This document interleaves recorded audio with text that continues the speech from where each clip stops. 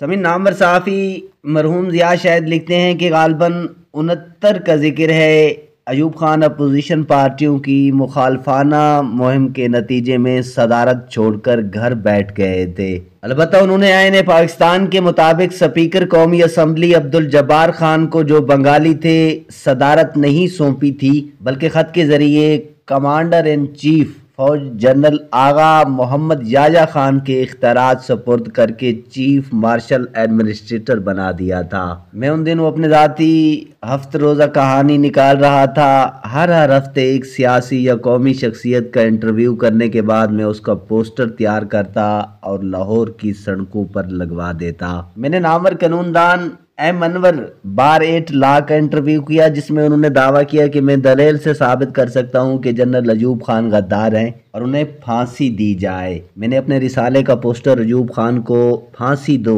چھپوایا، جسے لاہور اور دوسرے شہروں کی دیواروں پر لگوا دیا۔ جب پوسٹر دیواروں کی زینت بنا تو میرے دوست قمر دلشاد، جو ایوب خان کے ساتھ کام کرتے تھے، ان کا فون آیا۔ انہوں نے کہا کہ یہ ایوب خان کے خلاف تم نے پوسٹریں لگوائے ہیں؟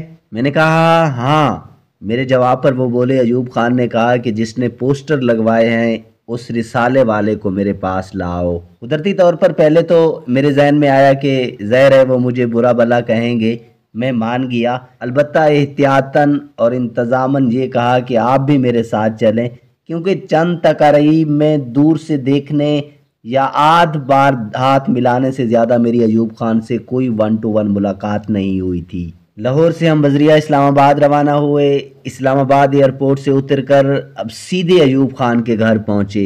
یہ مکان آج بھی موجود ہے اور پرل کانٹیننٹل کے مالک ہاشوانی صاحب اس میں مقیم ہیں، کیونکہ انہوں نے بعد ازاں یہ مکان خرید لیا تھا۔ چھوٹی سی پہاڑی نما بلندی پر واقع ہم مکان میں داخل ہوئے اور اپنی آمد کی اطلاع دی۔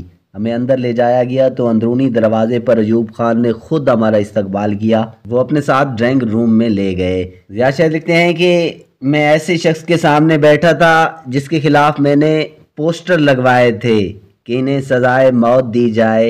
انہوں نے کہا کہ میں کسی اخبار نویس سے نہیں ملتا، آپ سے گفتگو بھی آف دی ریکارڈ ہوگی اور آپ اپنے اخبار میں ایک لفظ بھی شائع نہیں کریں گے۔ مجھ سے پوچھا، یہ آپ کے دل میں مجھے سزا دلوانے کا خیال کیسے آیا؟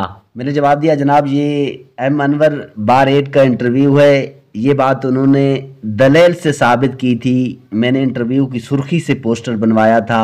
ایوب خان نے کہا کہ میں 1 منٹ میں آتا ہوں، آپ لوگ انتظار کریں۔ 4-5 منٹ بعد وہ اوپر جانے والی سیڑھیوں پر واقع اپنی لائبریریوں سے اترے تو ان کے ہاتھ میں ایک فائل تھی۔ انہوں نے اس کی ورگردانی کرتے ہوئے کہا کہ ایم انور کی تحریری سفارش میرے پاس آئی تھی کہ میں انہیں ہائی کورٹ کا جج بنا دوں۔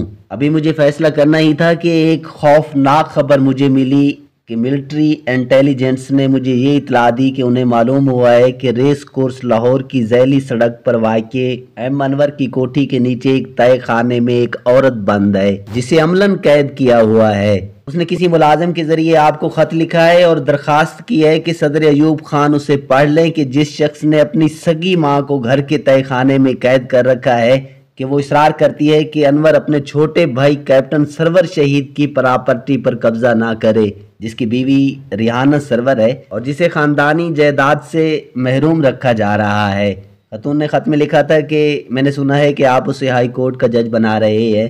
جو شخص اپنی ماں اور سگے بھائی سے انصاف نہیں کر سکتا وہ لوگوں سے کیا انصاف کرے گا؟ میں نے انور کی فائل پر یہی ریمارکس لکھ کر اس کے بطور ہائی کورٹ جج سفارش کو مسترد کر دیا۔